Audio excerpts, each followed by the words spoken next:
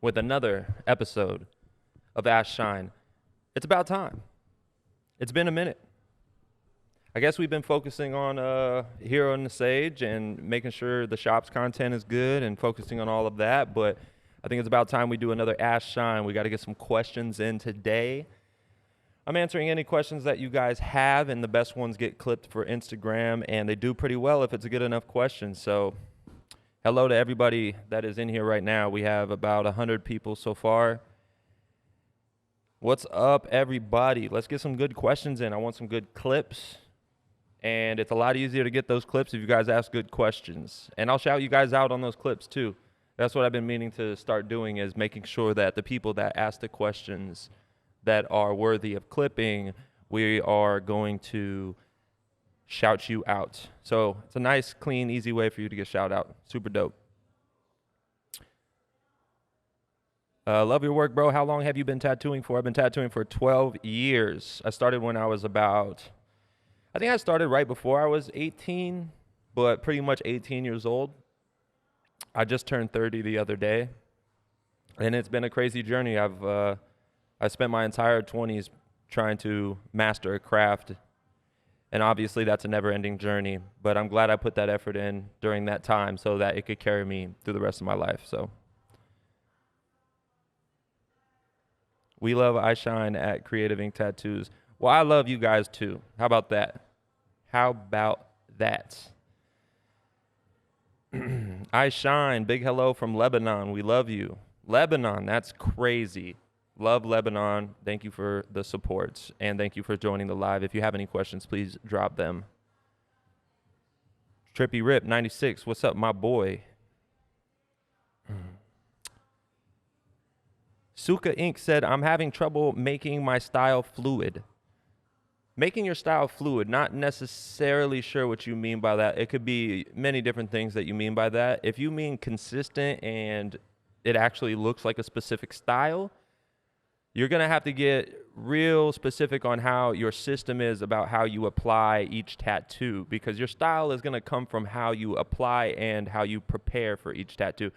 And most of the time, the people that have a style down have the same system and the same preparation for each tattoo, and then they refine it and define it from there, right? That way, each tattoo you do, even on your journey to perfecting your style or defining what that actually means, you have a roadmap. I do it this way. I start out like this, and then I shade like this, and I make sure I'm prioritizing the heavy blacks and then the open negative skin. And, it's just, you have to come up with your own rapport on what that means. What does your style actually mean? What do you do to make it look like that? So if you're having trouble with the consistency of your style, you really need to, you could even write this down. I mean, writing down will help you in a bunch of different things, but even in this, it'll help you really define your style. So I just had a coaching call the other day with someone that had this same problem, and I was telling him, I was saying, start with a system, a general system. You gray line this, then you do your solid blacks, then you do your darks, and then you do this. You prioritize negatives, and you look for those solid black shapes.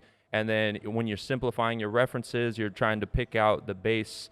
All of that stuff plays into it, right? Write it down, and then every tattoo you do, no matter what subject matter it is, you do it the same way every day. And then if you want to change something, you make that intentional, and you make the change, and then it becomes a part of your style.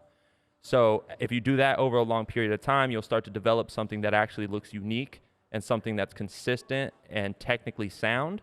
And then there you have a consistent style. So try that out. Try writing some stuff down, Favorite tattoo ink? I'd say Intense Tattoo Ink is my favorite, just because I love those guys. Just got done doing a podcast with Mario Barth and Sean Dale. Mario Barth from Intense Tattoo Ink. We did the podcast at the Intense warehouse, where they have all their inks and they do all their creative, and they have a stage, a sound stage for when they play with their band. Such a good experience. Mario's such a welcoming guy, and he's such a big behemoth in the tattoo industry, and it was so fun for me to get to connect with those guys. So yeah, Intense Tattoo Ink is definitely my favorite. Shout out to them. You said, I want to ask you a really good question. Well, ask it, my friend. You miss 100% of the shots that you don't take.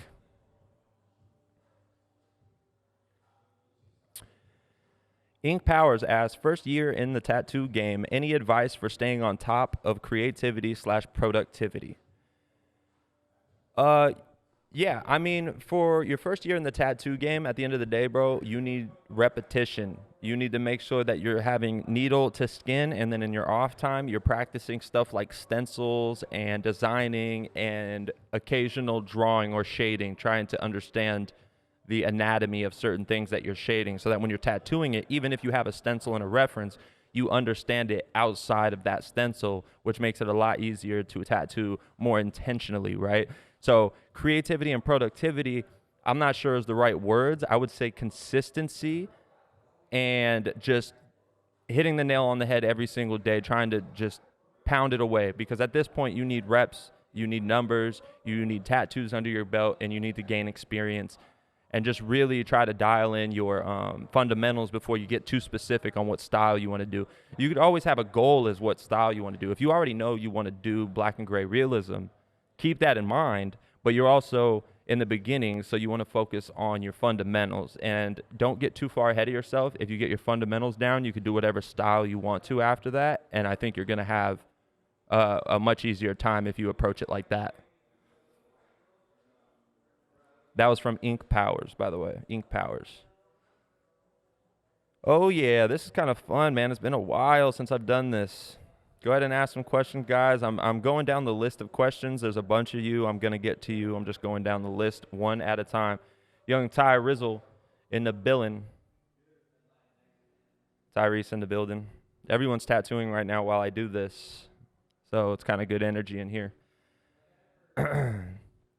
Balaki05 asked, self-taught? Question mark. I would not consider myself self-taught, and I think that a lot of people that say they're self-taught aren't actually self-taught. And why I say that is, you might not have had a traditional apprenticeship. I had a traditional apprenticeship, but I didn't learn much about tattooing in that apprenticeship, right? But there's a lot of people that didn't have an apprenticeship that say they're self-taught, but in actuality, they learned a lot from the people that they were around, and if they didn't get around those certain people, they wouldn't have turned out the way they are, right? Any person you meet shapes you for who you are today if you absorb the right things, right? You take the good, you delete the bad. And I think I hear a lot of people saying like, oh, I'm self-taught, came from nothing, all this stuff. That's dope, and it sounds really cool, but at the same time, I know some of these people have picked up a lot from a specific person or a specific team or multiple people that shape them to who they are. And in my own view of my career, I would say I'm self-taught, but I would honestly have to say that I've had a lot of mentors along the way, even micro mentors that I've learned little stuff from, and then people that I've taken a lot from. And they have definitely shaped the style I do today and then how I approach tattooing and business. So I want to pay homage to those people before I say I'm self-taught or try to make it sound like I did this all on my own.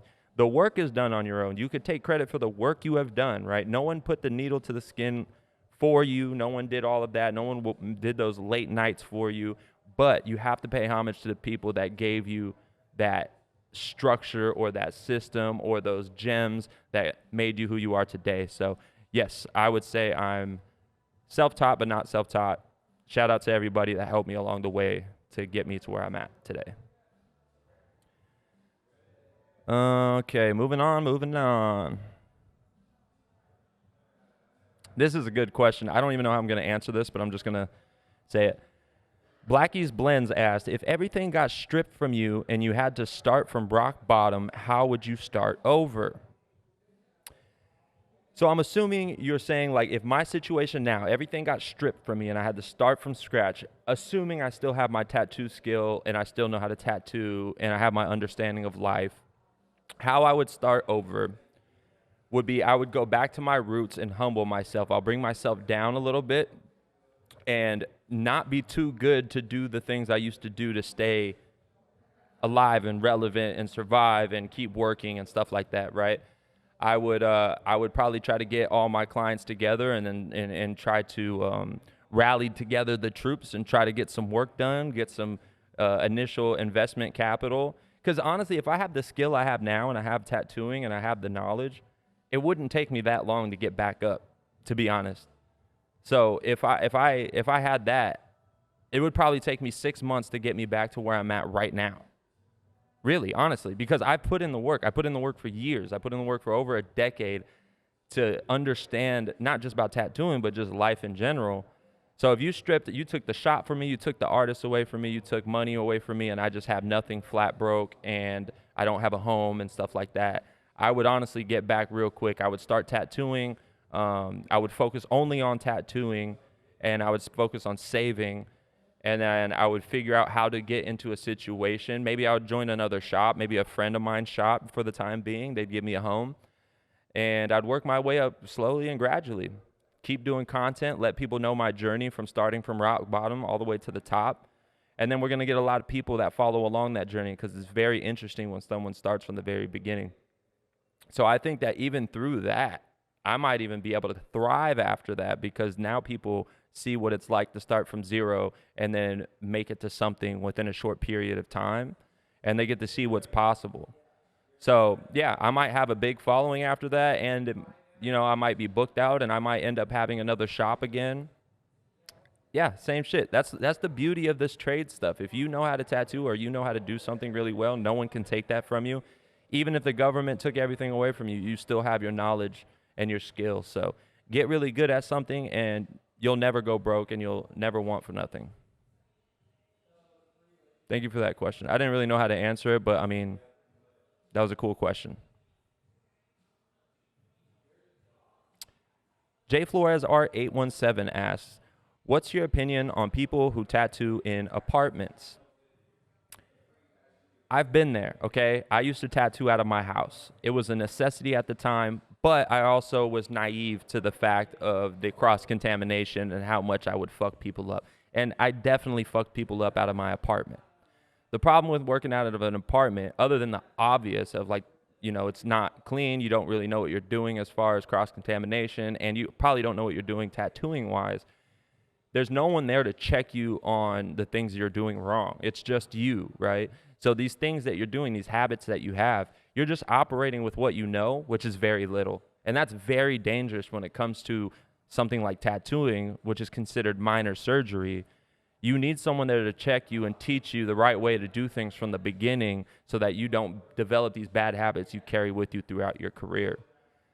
There's a lot of people that are more established artists that get into some situations where they have to take some appointments out of their apartment for the time being. But usually that's a transition period, like if something happened at the shop they're at, or maybe they moved and just something like that. But I don't think that's the same thing, right? People that solely tattoo out of their apartment, I would tell them you need to get around people that know what they're doing if you want to take this seriously. And if you want to take it seriously, period, you just need to get into a shop and then figure out the right way to do things. Because if you're just going to hustle tattoos out of your apartment, you might as well be slinging drugs, or you might as well just be selling dime bags and stuff like that, which it's the exact same thing. It's just in this way, you're going to hurt people just as much. You have the opportunity to hurt people and mess people up for life, and you don't even really realize it because you're very selfish and you're looking at just the easy money. And, oh, people fuck with me, I could just knock out some tats, keep 100%, pay my rent, whatever. But that's a selfish way of looking at it. If you really want to take it seriously, you got to look at it from a broader perspective, a more long-term perspective. And in the long term, you want to develop good habits now so you don't have to break bad habits later. So I don't really agree with the apartment thing. There's some very occasional situations that I understand. But if you are tattooing out of an apartment and you want to take this seriously, you got to change your ways and figure out how to get around some people that know what they're doing. Happy belated birthday. Thank you so much. Big 30. Dirty 30, baby. You know what I mean? Yeah, I mean, we celebrated a bit for my birthday, and it was really fun. And I don't usually do much for my birthday, but the people around me really wanted to make me feel special, and it worked. So I had a great time this year, especially for it being such a big year, start of a new decade. So I appreciate my friends, and I'm excited for this new decade, see what it brings. All right, moving along. Moving along.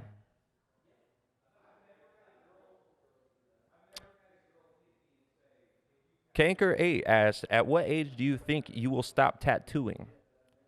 Honestly, I'm not sure I will stop tattooing fully. honestly. It feels like something I could do for a very long time as long as I take care of myself, especially my back and stuff like that. As long as that stays intact and my eyes stay intact and my hands stay steady and all of that stuff, I think I'll tattoo forever.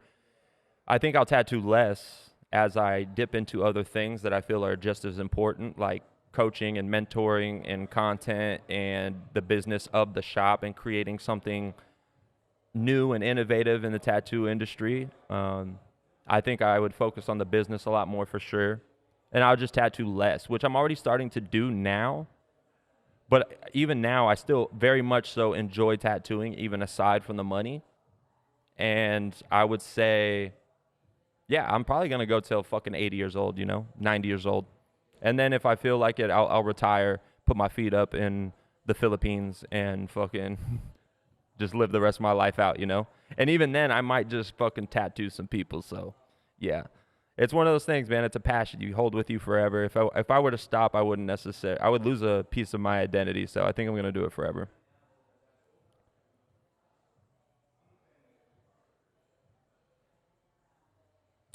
Tattoos by Mailman asked, I'm only 5 years in my tattoo career and struggling to gain more clients. Any tips on getting more clients?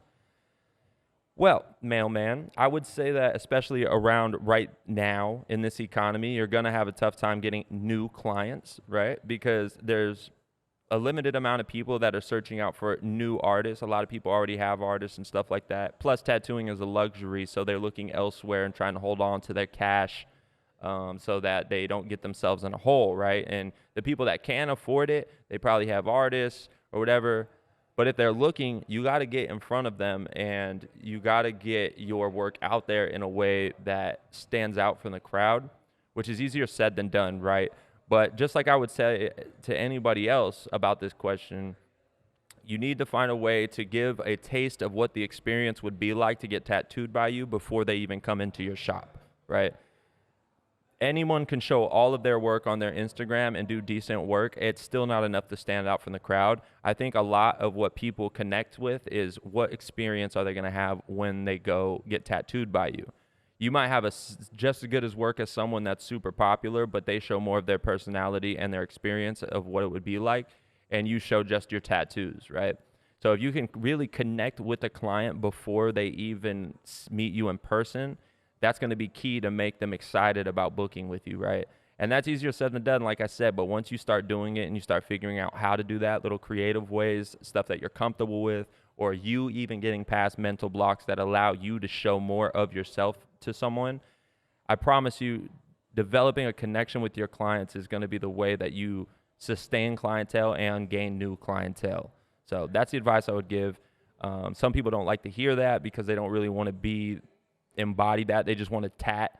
And if you just want to tat and you don't want to talk to people, you don't want to connect with people, good luck. You might be able to get away with doing some walk-in tattoos and have a few appointments and people that just like how hard-headed you are. But for the most part, every human being wants to feel a connection, especially in an intimate environment like a tattoo studio where you're in each other's bubbles for hours on end. If you could really find a way to connect with them, I promise you, you'll gain lasting clientele. And getting new clientele will be a lot easier for you too. So just audit how you're doing your content and stuff like that, and maybe change your mindset on what you have to do to gain more clientele and keep more clientele.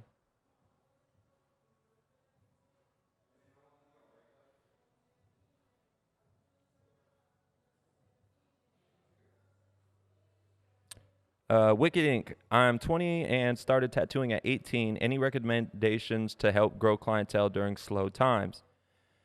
I mean, basically what I just said, but I would say that a lot of tattoo artists nowadays, especially young ones, they get really spoiled, right? And what do I mean by that? I mean, you get really spoiled because when the getting is good, it's really good. And when the getting is bad, you feel like something's wrong. The Instagram algorithm's fucked, or this is fucked, or people aren't spending money, or there's just a ton of excuses that you have, like, whatever. But I would say, don't be such a diva about your tattooing, right? Be open to, if someone wants a tattoo, you tattoo that. It doesn't matter like, I only do black and gray, I only do this. If you're not eating and you need clientele, you need to go back to your roots and just tattoo. You need to go out there and do some guerrilla marketing. Go outside and meet some people. Go to a fucking bar or a meeting or fucking an event and hand out your business cards and hand out flyers, hand out brochures and be like, look, hey, if you bring in this brochure, I'll give you so and so off your tattoo. I'm really down to tat, you know. Don't seem desperate, but the point is, don't alienate people based on what you think you're supposed to be doing. If anything, you need to get a little more broader and be like, listen, I do this. I'm a tattoo artist. If you want a tattoo, I'm going to do my best to make it beautiful and make it what you want. And if you can get that across to different people in person and online, you will always have some kind of leads to go off of to then capture them as a client. And I would also say that a lot of artists have people that show interest in getting tattooed, but for one reason or another, that communication stops, whether it's from you or them. And you always need to be open to following up with those people or taking the time to talk them through what they might need to hear for them to book with you. Because at the end of the day, getting clients for tattooing is like, it's a salesman job. You're a salesman. And a lot of people don't like taking on that title, but salesmanship exists in any industry, in any, you know, profession or whatever. It's just some tattoo artists don't see it like that in this industry, which is crazy to me because you're selling yourself, you're selling your experience. And the better you are of a salesman, the more deals you're going to close or more clients you're going to book, more deposits you're going to collect, right? So harness the mentality of a guerrilla salesman, someone that would go door to door, metaphorically speaking. In this case, you might want to go outside more and do more guerrilla marketing, and then also attack your content a little bit differently. And just don't be such a diva about it. If someone wants to get tattooed, tattoo them, and then you'll get through another day, another week during these slow times. And eventually, the times will get better, and you'll have a lesson learned during these slow times. So, yeah. Big love for Germany. You are a good artist. Thank you so much, Valentin Bortos. I think I said that right. What's up, Brazil?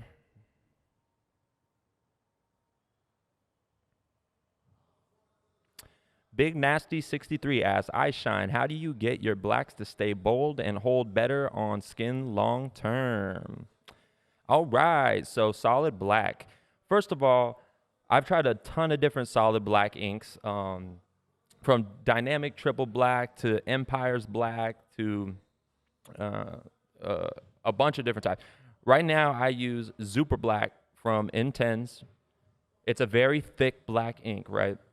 But what we do is we dilute it 25% because it is a pre-diluted, it is a concentrate, so obviously it's going to be thick. A lot of what people do wrong is they try to use Super, and they're like, I can't use it because the ink flows bad and it won't come out and it's super thick and I don't like it. It's because you have to dilute it. It's not pre-diluted. You have to dilute it yourself. So I dilute that about 25%, and then it creates this perfect black that is super dark and doesn't come out blue or green when it heals. Now, that's the product side of it. Now, the technique side of it, I think a lot of people, what people do is they'll pack in black really hard and they'll get it in there. And when it heals, it actually looks like you've done a lot of trauma to it because maybe you're using a harder hitting machine or a packer machine, kind of like the wand. What I have found, even in my own work, is I need to gauge what part of the skin or what type of skin I'm working with, and I'll need to adjust my technique or maybe even my equipment based on the area of skin that I'm in. So if I'm in an area where it is already fully stretched out and the muscles are hard and it's something that's like very easy to saturate, but it's also easy to overwork because it's so easy to penetrate the skin when it's already so stretched, right? Sometimes my packer might be overbearing for that, too much for that. So I'll go in and I'll try to pack and I'm hitting it and it looks like it's going in, but for some reason I feel like I'm doing a little bit more trauma than I might want to, right? And then usually when I feel like that and the piece comes back healed, I could see, oh, okay, there was a little bit more trauma there. And then this spot kind of came off in a scab or maybe this left a little shiny or milky over a long period of time and it took a while for it to fully heal. So in those areas where the skin is tighter, I might consider using something that has a shorter stroke or has a little bit of give to it. So I've been messing around with the Critical Torque, right? Critical came out with a machine called the Torque, and they come in 4.2 and 3.5, I believe. I opted for the 3.5 because I wanted an option that was separate from my Bishop Wand Packer, which is a 4.2. And it was a good choice because now I have an option of a great machine that runs just like the wand, except it has a shorter stroke and maybe has a little bit of give. So with this on a stretched out skin, I'm able to go in there and apply some pressure and really get a super solid black in there. But even though I'm applying pressure, it still feels like a lot less trauma than I would be doing with the packer, right?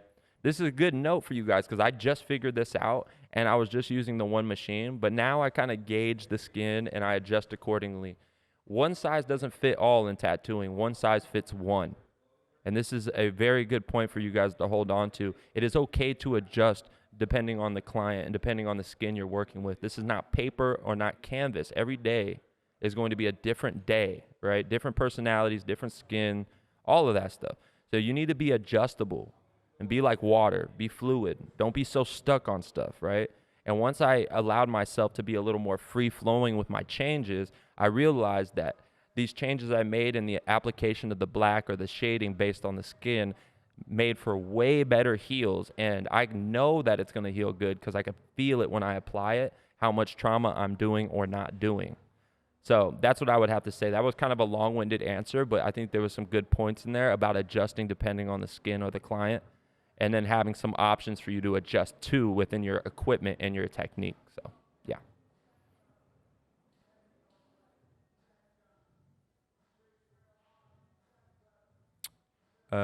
Tiva96 asks, what is the biggest factor in growing your social media following? Biggest factor is consistency, I would say, is number one. If you post good content and then you don't post for a week or two and then you post another good content, you're going to do absolutely zero impact, right? Number one is consistency. Number two is value. I would say, what value are you adding with your content? It doesn't always have to be educational. It can be entertaining, but entertainment is value as well. But it actually has to be entertaining, not just you saying it's entertaining. Oh, why won't people like this? I tried this little trend and it didn't work. But did you feel it? Did you feel the value that you got across with that final piece of content, right? Another thing I would say is diversify your style of content and try everything at first so that you could feel what might work best for you. I figured out over a long period of time of doing content that I enjoy talking. I talk a lot. I like to clarify. I like to articulate certain ideas to people so that they could understand them. And then we found our own niche of content that people around me aren't doing because it's very specific to me, right? A lot of people, when they don't know what to do for content, they'll jump into doing the trends that everyone else is doing, which I think is a good idea. If you don't know what you want to do, but you need content, start off with trends that people are already doing in your industry, which helps a lot because you don't have to think much. You just have to input clips. And then once you do that enough times, you start to get a taste for what works, right? Do that many times and a couple of them work, and then you're like, oh, wait, I kind of feel why this one popped off or why this one did better than this one. And once you understand that, you can start to make more intentional content and more creative content that's more personal to you, right? But don't be scared to look at what people are doing, trying it out first, and then adjusting later to create your own unique content. Yeah, so that's all I would say. Just a few tips, diversify your content, fucking be consistent, do the trends that are already there to start off with, and then later on you'll figure out what you want to do for yourself. And for anybody, I think that's a good starting point. And just don't be shy, don't be scared. People that do content actually have to get through a lot of mental blocks and a lot of insecurities to get to the point where they're out this much. And it is a process. So if it's not your time yet and you're still building up that confidence, allow yourself to just start doing small pieces of content and then do more showing your face. Maybe in this one you talk and then you involve your client in one and just work your way up. And eventually you'll start having some content that's really worth showing to people. And that's when you're going to start seeing the effects of your social media game. All right, moving along. Man, this is fun, guys. I love doing this. Trying to get to all your questions. I am scrolling down now. I am taking it in order. Hey, it's not much, but I'm doing this for free. So if you guys want to support, you guys can drop a gift down below. It's not expensive or anything, but it'd be cool if you guys showed some support. Doing this for free, answering your guys' questions, and giving you guys shout outs if you guys get clips. So go ahead and show some support there. Mad respect from Louisiana, bro. Thank you, Mark Tattoos. Appreciate you, my man. Do-do-do-do.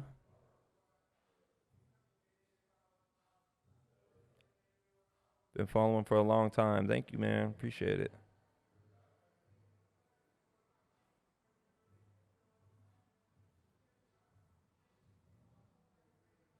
Looking through the questions.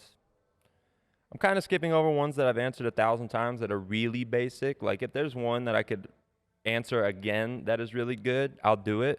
But if it's just one, I'm just going to save our time for the ones that are trying to ask some decent questions, you know?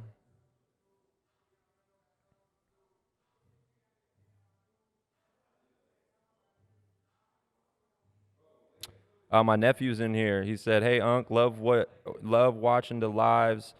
They not only teach a lot, but give good insight and inspiration." Thank you, nephew. You know what it is. I love you.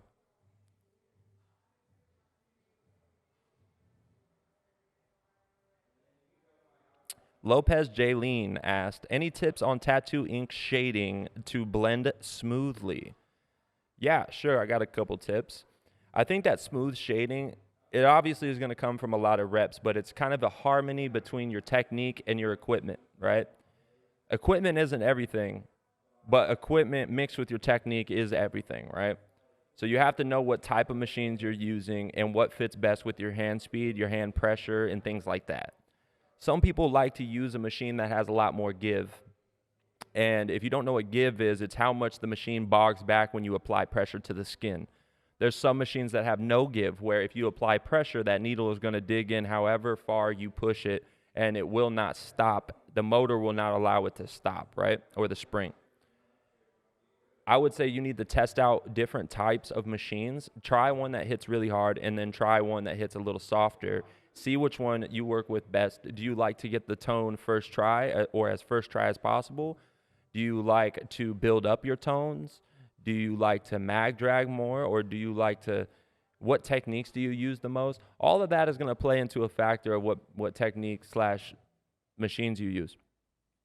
And I would say that you need to develop over time a certain finesse with your machine and your technique to understand how the needles are hitting the skin so that you can then get saturated grays and also smoothly blended grays, because you need both of those to make solid black and gray tattoos. There's some darker tones or even some lighter tones that would be more saturated in a piece, but then there's also situations where you want to fade that out softly, maybe fades out the skin or fades out to another piece or something like that. And that requires a lot of practice in your finesse in your hand and understanding, filling in the pixels with each needle. Each needle's making a dot of ink, and you're feeling that as you're using your mag and your shading, and you're wondering, am I holding this at the right angle? Am I doing the right speed? Am I consistently hitting the same depth with the needles? And if you keep a check mark in your head every time you shade, and you're thinking about all these things, you will eventually develop a feel, like a muscle memory of if you are hitting the skin the right way to get the smoothest grays. I mean, and this goes across all the tattooing with lining and solid black and color packing. All of this comes down to you developing a certain harmony between your equipment, your technique, and developing your muscle memory.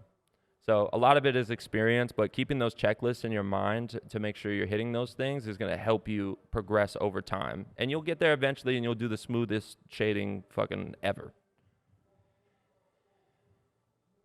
Moving along, moving along. What's up, everybody? If you're new in here, we are doing questions. If you ask me any questions, I will answer them. And the best ones get clipped, and then they get put on Instagram. And usually the good questions do really well, and we will shout you guys out. It's a great opportunity for you guys to get any questions asked or ask any questions and get them answered. And then also get a shout out on my Instagram, which is always fun, right? So Pat G. Fiasco asked, do you create your own light source for the shading in your pieces or go about it based on the references you put together? Let me read that question again because the chat was moving a little fast when I was reading that. Do you create your own light source for the shading in your pieces or go about it based on the references you put together? This is a really good question. Why is this a really good question? Because I think a lot of people are taking these references and they are tattooing them exactly as they are with no adjustment or no thought about each element having the correct light source, right? And especially if you're going to do pieces that have multiple elements in them, you can't just throw any reference together and then tattoo them as they are. You really need to think about the light source that's coming off of each of these. Because if you have something next to another, like a face next to another element, and on the face reference, the light source is coming from this direction, maybe an upper left direction, right? And then you have another element next to it where the light source seems like it's coming from the right side and it's coming from this direction, a little more direct onto the element. If you tattoo those exactly the way the reference is, your whole piece is going to look off and you're not going to know why. It's going to have this weird feeling of like, it looks kind of random and unintentional, right? You really need to pay attention to the light source, because in black and gray, light source is literally everything. Your shadows, your highlights, where that light is coming from is everything to creating a believable, realistic piece, right? So what I do is when I'm picking my references, I'm keeping in mind what light source does this have? If it's a different light source, can I change it? Can I draw on top of this reference to make the highlight a little more heavier off to the same side that the other element is, right? Or I'll just opt for a reference that completely has the same light source, or I won't even use it, right? I do think getting looser with being able to change light sources on references helps, because then you won't be so limited to your references. And I also think it's a good skill to have for any artist to know about light sourcing and how to adjust the light source. But that's a huge piece of the puzzle when it comes to designing these cohesive pieces. You need to think about the light source and make sure that they're all accurate to each other. So that was a good question. I like that, and a lot of you need to think about that. I feel like a lot of artists don't think about that enough, especially ones that get right into doing black and gray early in their career. They think it's so easy because you just get a reference and then you slap it on there. There's a lot more thought process that happens behind it when you get to the higher levels, and if you want to be at that higher level, you need to start thinking about those things. So start practicing your light sourcing, thinking about where it's coming from, and then matching it to the rest of the sleeve or project. Moving on. Angel Tattoos, thank you for the badge. I appreciate it. If you guys want to support, go ahead and drop a badge. They are very inexpensive, but it just shows me that you guys support. We are doing this for free. We're answering questions, and we're posting them on our Instagram, and we are clipping them. So if you guys want to support, go ahead and drop a badge. I really appreciate it.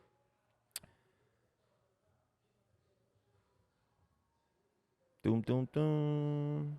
Joined.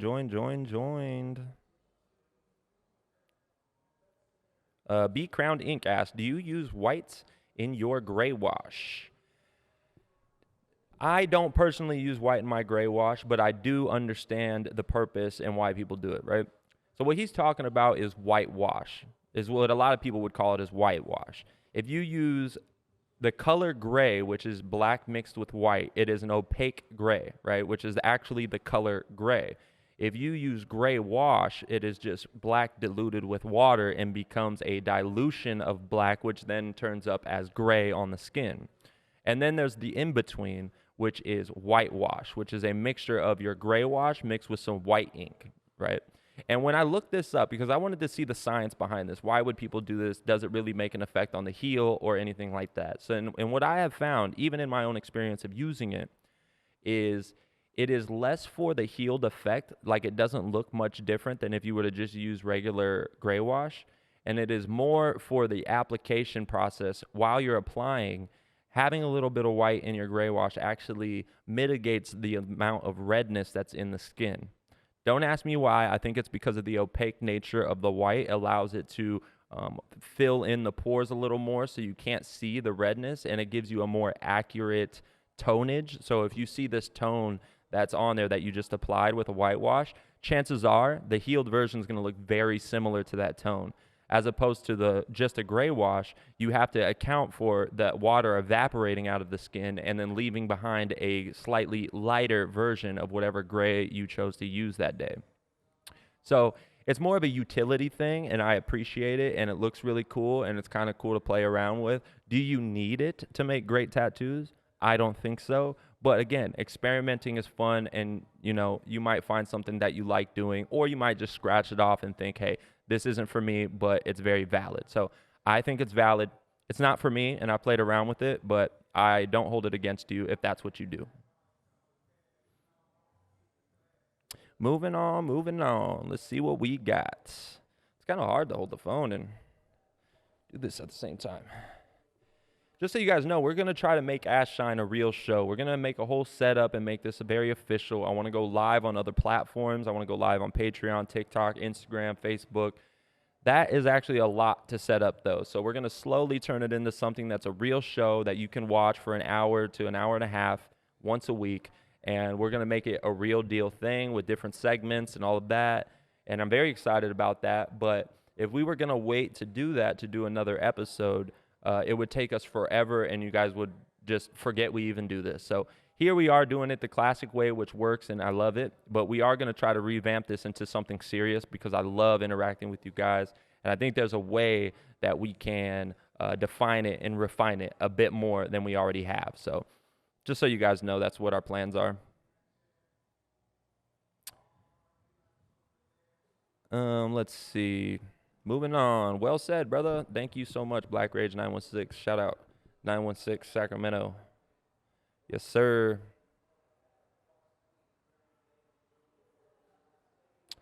Kiddo Tax asked, when are you going to start that seminar? I know. We've talked about it. We mentioned it. We've talked about it on live here. It will happen. There's just a lot of things to focus on, and we're trying to make sure everything gets done right? So, yes, the seminar is a priority, but so is the business, and so is this other content that we're doing now. iShine is a big deal. Hero in the Sage is a big deal to me. And once we have the time and the capacity to focus on making the seminars what it needs to be and not just throwing together something that is just like a money grab almost, we want to create a whole experience for you guys. So the seminars will happen. Online seminars are kind of already happening. I'm doing one-on-one coaching calls with people. I have been doing that for a minute now. That has been going great. If you're interested in that, where you get one-on-one time with me, you can go to heroesxhaven.com and sign up for a coaching call.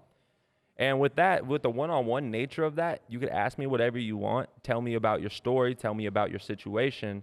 And we can get very personalized, in-depth information for you to take action on that will quickly help you better your life and your career. And it's already been proven. I've already been doing this with a few clients, and it's really fun for me. So if you don't want to wait on the seminar and you want some information right now, tune into every iShine that we do. But also, if you want a little extra, you can go to heroesxhaven.com and sign up for a coaching call.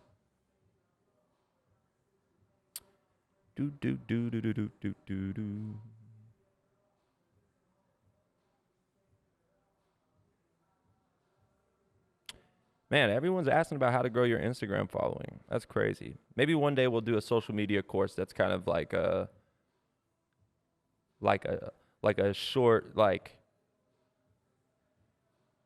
just what you need to think about when you're doing your content. This is how you approach it. If you're a tattoo artist, do these things first and figure out what works for you. And then, because it seems like a lot of people are lost and there's a lot of content out there, it's really hard for people to wrap their head around what they should start doing. And I get it. I mean, it's nerve-wracking as fuck. But with as much information that's out there right now, you guys should have enough to go ahead and start, and then start to figure it out through action, as opposed to just contemplating about, man, what kind of content should I do? Should I do this? Should I do that? And then you ask your followers 100 times, what do you guys think I should do? Just start. And I promise you'll figure it out as you go. And don't be too hard on yourself about if something doesn't work or it looks a little goofy. Everyone looks goofy at first when they get online, and you will get better, just like in anything else. But the only way you get better is by doing it. So do it.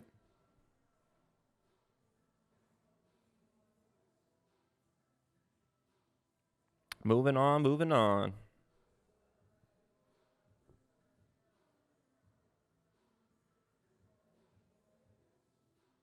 Lisa Elias said, this is a gold. Thank you, Lisa. I'm trying.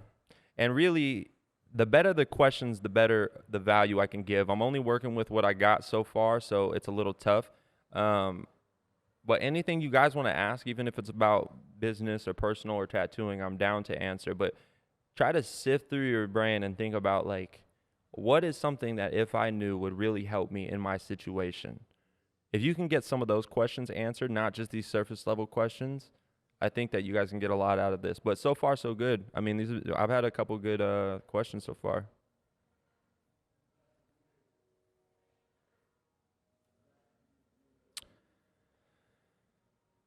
Let's see. The Kid Tattoos. This is actually one of my coaching clients. What's up, bro? Said, what are the best resources for finding unique picture references? This is a good question. There's more options now than ever to finding unique references. Before it was only Google and Pinterest and maybe Adobe Stock, and then maybe Reference 87. Reference 87 is a website that curates references for tattoo artists specifically. For a small fee, you have access to their whole library, but it is very specific because they pick references and create references that are, they have a lot of character, right? They're not just like a basic, like a statue head and there's nothing there. They have like a whole thing that you could work off of or get inspired from. So Reference 87 is actually a really good website. But now with the utilization of artificial intelligence into tattooing, this has really changed the game for us because now we can create our own references as if we were being photographers just by describing what we want to see there, right? So I think that you need to get looser with combining references or knowing what you want ahead of time so that you could describe it to the AI. And then if you need to adjust it, you use your artistic skills to adjust it. If you need to redraw a hand, if you need to make the face more anatomically correct, but overall the reference is really nice, so you want to use it, you have to understand how to make adjustments because you can't be so stuck on just what a reference is. Otherwise, it takes all the artistic interpretation out of it, and it won't allow you to really put together pieces that are believable or even just creative feeling, you know? So I would say that try to use references that are different from what other people have used with the same subject matter. And there's a lot of that, you know, if someone wants a lion clock and a rose, which is the most famous fucking idea for a tattoo in the past 5 years, right? I would always try to find references that people aren't using. What's a lion reference that's completely different? How can I compose this to make it look different? You know, people use this clock all the time because it has gears in it. Maybe I'll take the gears out of the clock and it's broken and it's all over the place. And now I got gears all over the place and springs and stuff, but it's still a clock because it has Roman numerals and it has the hands. Just get creative with it. Loosen it up. Cut some things out of a reference. Put it in another reference. Create your own look off of something that people have already seen or done, or just try to find one that's completely unique. That takes a little bit more time, but I'm telling you, if you want to stand out from the crowd, you need to have the mindset of doing unique things, and that takes a little bit more effort and a little bit more skill in your artistic interpretation. But that's the whole point of what we're trying to do. This is not an easy route, and you need to take each step and take it seriously if you want to get better and make it to the top of being a well-established artist.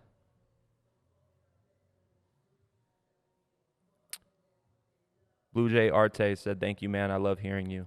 Thank you, man. I love speaking with you. Hello from Brazil. Mozart Tattoos. What's up, Brazil? Shout out to Brazil, man. I still have never been to Brazil. Really want to go. But we're going to the Philippines first.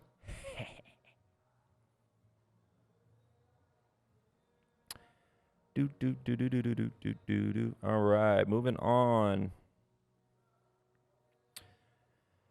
For those of you that are new in here, you just drop a question. I will answer it, and the best ones get clipped for Instagram. If you want to support, because we're doing this for free, go ahead and drop a badge. If you drop a badge, I will for sure answer any question you have. Thank you guys very much. That's for the new guys in here. Now, moving on to another question.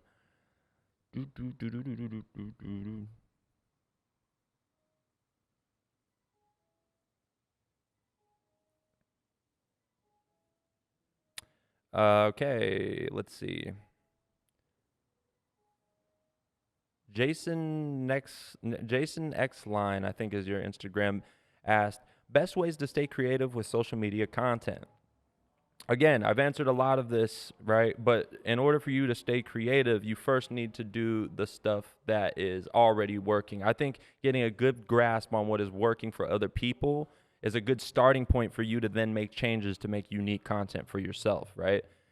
For tattoo artists, I would say play around with stuff that is maybe not originally a trend for tattooing, but put it in your own way involving tattooing, right? So you might see a trend on TikTok or something like that that involves some other industry or some other thing, but the overall trend and the way you clip things together and the overall hook is usable in the tattoo industry. You could then create a piece of content that is unique in our industry that people haven't done yet. And you might even set a trend yourself of using that same trend in this industry. So that's one way you could do it. But also just getting a little looser with what type of content you are willing to try to do. A lot of people get a little stuck up on what type of content. Oh, I'm just going to show my stencil and then I'm going to show the finished piece. That's all I'm comfortable with doing. And I think that you need to get a little more looser, dig into your humorous side or dig into your educator side or something like that, and really try to get loose and have fun with it. I think a lot of people can feel when people have fun making the content because it feels more genuine, as opposed to forcing something that's maybe supposed to be funny, but really the person that was doing it as they were doing it took it a little too seriously in a way that it doesn't come across as funny, right? So people are going to feel the authentic feeling that you feel when you make the content if you do it right. So just get a little looser with it, man. But yeah, same answer I've been given this whole time.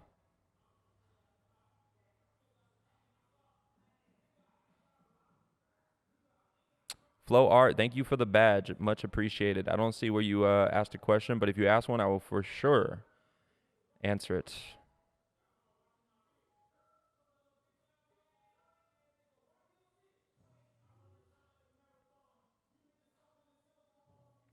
Let's see. I'm reading some questions now, trying to pick out some good ones.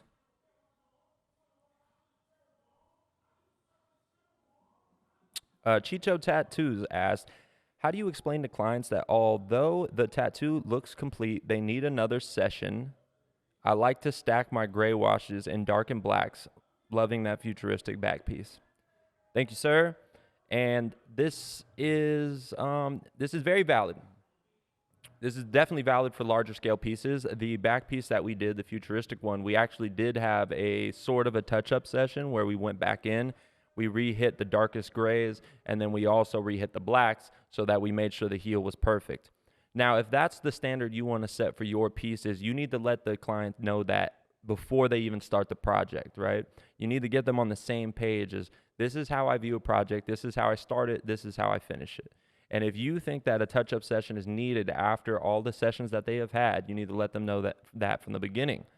And then you need to gauge, are you going to do that whole session as a fully paid session? Is this something that you do for the love of the piece? Do you give them a little discount for the touch-up session because maybe there's no preparation needed, there's none of that, and it's more so like you want the best for this piece, so you're going to give them a little deal on the session? That's up to you, and I don't fault you for any of those decisions. But communication is everything. The more you set the way you do things ahead of time and you stick to it, the more the clients are going to respect it, right? If you just randomly mention at the end of a sleeve, it's like, I think I want to touch up some stuff. They're going to think that something's wrong and that you need to fix something, right? It's like, oh, well, what do you mean? Like, we did it. I paid for 6 sessions. We did a sleeve. It looks great. Why do you need to touch up? And then if you try to convince them to do a touch-up, they might see it differently than the way you mean it.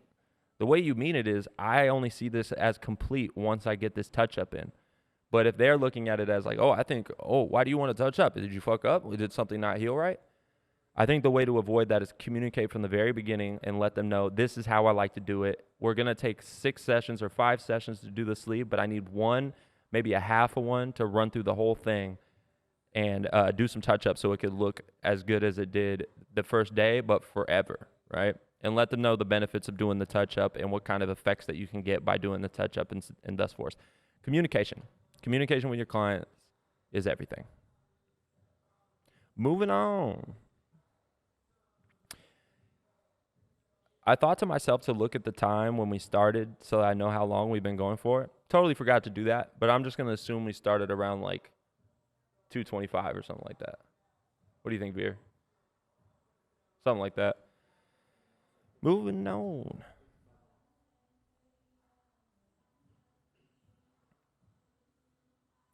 Flow Art did ask a question. Let's see what he said. Flow Art gave us a triple badge. Thank you so much. He said, I have watched you since your YouTube vlogs 5 to 6 years now, and you are always helpful.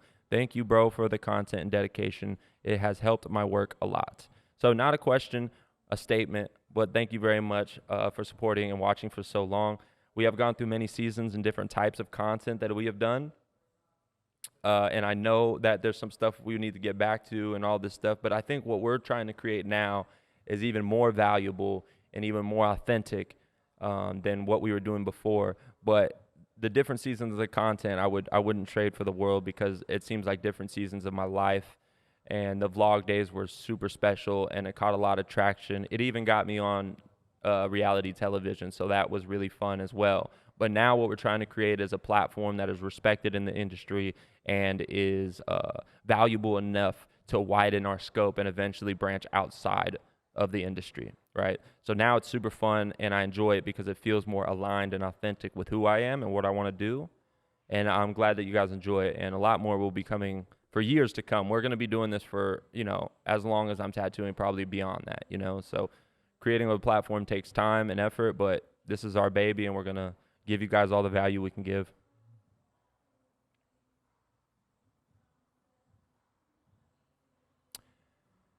Blue J Arte, thank you for the badge. Thank you so much.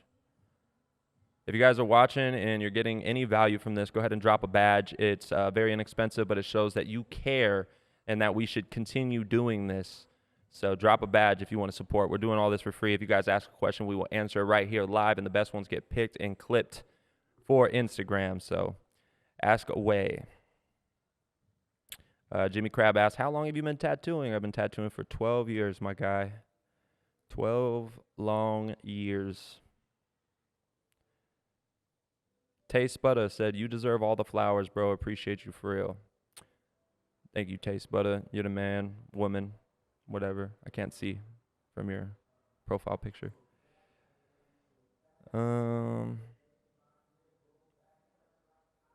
Mark Tattoo says, I'll be on the Cali side in a few months. Let's link up, my man, at iShine. Yeah, sure, man. Stop by the shop. Come say hello. I'm down. Anyone is welcome to stop by and say what's up. You're a legend. Keep killing it. Thank you, sir. Legend in the making, I guess. Love your work, brother. Thank you so much.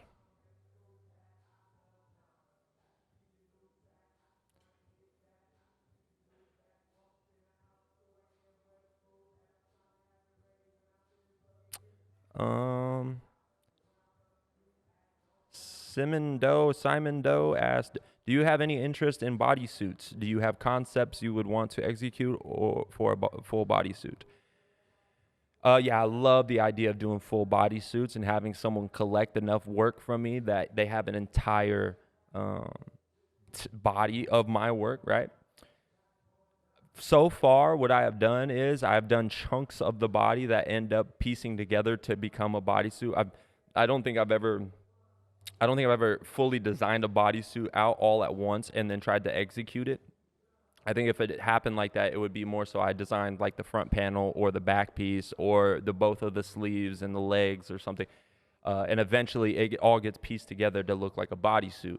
But I've never intentionally gone about it in a way that is like, hey, this entire thing, this is the design we're doing, which actually is something I might get into, because when I think about the future of my style or what I want to do, I really enjoy the idea of mixing the scale and the composition of a Japanese traditional tattoo, which is very full coverage and uses the whole body. Maybe there's a phoenix that goes up the entire leg, up the side, and the head lands on the chest, and then there's this crazy, that type of stuff, right? But doing it in our style of black and gray. I think that there's room for that composition and straight, just monstrous size across your body and using the entire body as a canvas. I think it would look great in our style. It takes a lot of work, and that's new to me. And I think I would even seek out someone that is used to doing that and laying stuff like that out to help me master that. Just like anything else, right? I'm still a student, even if I'm a teacher, and I'm open to people giving me the correct path so I could do it correctly, right? So, I'd say I would start to do that. And we'll see. We'll see if it gets to that point, you know. My live just ended on accident. I don't know how. I think it's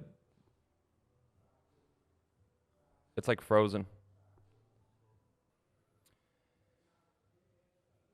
What's up, guys? To the people that were in my live just now, it actually froze and then exited the live, but we were already going for around an hour, so I think I'm going to end it there. Thank you guys for your questions. We will do this again shortly, and the best questions will be clipped for Instagram, and we will give you guys a shout out. So thank you guys for tuning in to this episode of iShine. Next one coming soon. Thank you for your support. Peace.